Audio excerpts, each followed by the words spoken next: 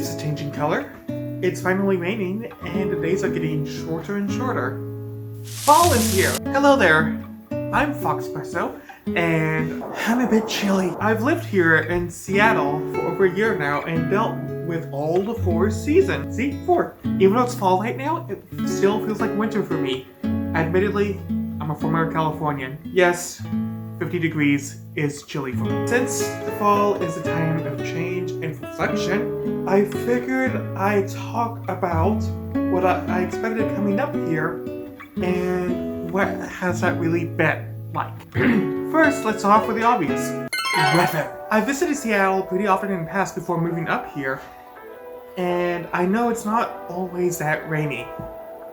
So really, compared to California, I expected just general moistness, milder summers, and really much dramatically colder winters. Yeah, about those summers, climate change has kind of made that a little bit more intolerable. It is kind of unbearable to live here when it gets 80 degrees. Yes, you may laugh, Mr. Arizonan. Keep in mind, nobody here has air conditioning. Save for summers and climate change-induced wildfires, rainfall is indeed a common thing. So much common that it just becomes background noise that I have to learn to just walk through and deal with. No matter what, I have to expect that there's always going to be moist weather. I actually kind of like it. Quite say the same thing about the winter though. That is really brutal. Since we're closer to the North Pole, the nights get longer the further into winter we get. As of recording this in late October, the sun sets no later than 5:45 p.m. At the peak of winter solstice, the sun can rise from 9 a.m. and it gets dark at 3 p.m. Combine that with constant gray skies, I can see why coffee is a popular choice here. It is definitely worth it for the dramatically longer days we get in summer though. I love being able to be outside and have it be bright and sunny until well into 9 p.m. It makes exploring the great outdoors easier, which brings me to this next part, the great outdoors. It's beautiful here, and I love how even though I am in a very obvious suburb, it feels like a forest. I really want to check out the Olympic Mountains. I want to hike up Rainier. Okay, probably not that, I'm not ready for that.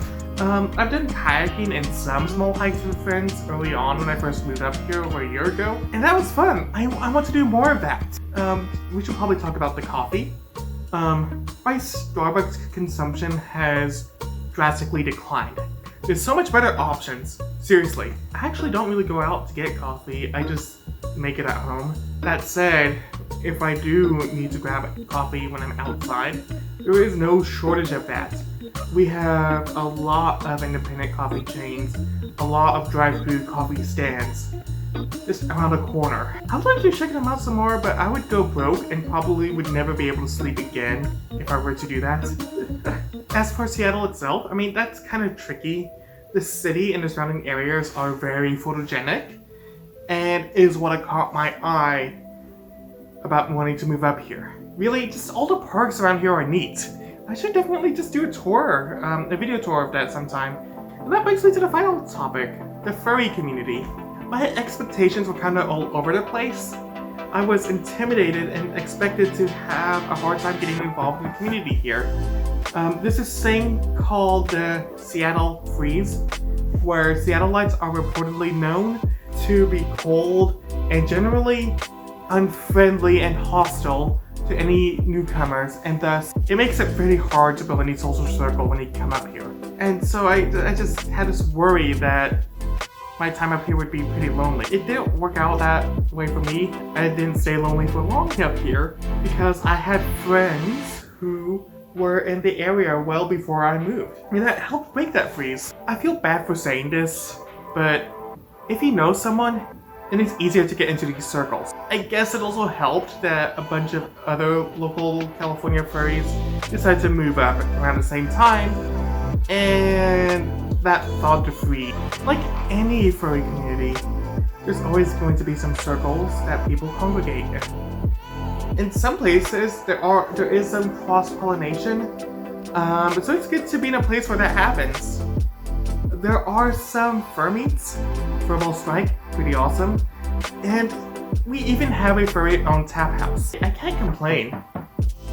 It's a good community. Looking back, moving up here seemed scary. I was going to another state permanently, and I wasn't sure what exactly would happen. But I'm glad that I did it. I really wouldn't move for anything. Okay, maybe if Mount Rainier is looking a little bit steamy, then I would probably... Thank you for hearing me yap your ear off. Have you had to do a major life change that turned out different than you expected?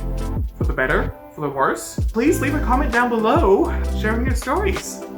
If you're new here and you enjoy me talking your ear off, please leave a like and do subscribe.